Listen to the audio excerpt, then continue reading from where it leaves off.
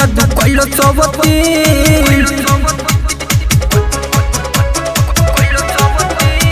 का जाने कौन जादू कइलो सबतीन का जाने कौन जादू कइलो सबतीन सोनिया के हमारा फसैलस बंगलीन का जाने कौन जादू कइलो सबतीन सोनिया के हमारा फसैलस बंगलीन भूखिया पियास नहीं खाना पीना भावे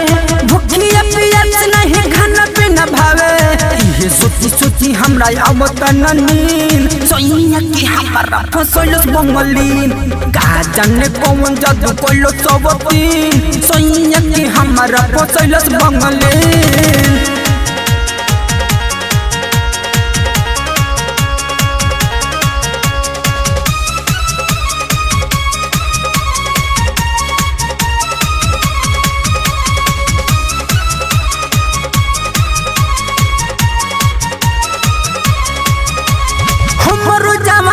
फुट रे घरवा से कोई रल बोली के झूठ रे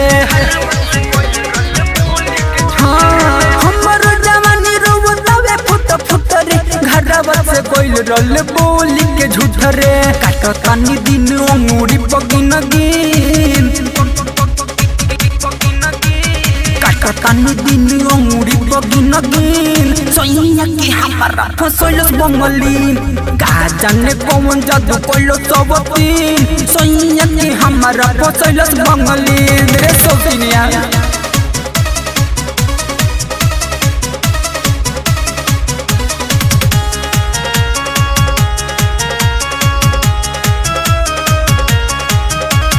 लगो तकिया वाला मुझके उमार राइटर रविंद्र दस बोलिया सवार लगो तकिया वाला मुझके उमार राइटर रविंद्र दस बोलिया सवार राजा लखन के उले बियछिन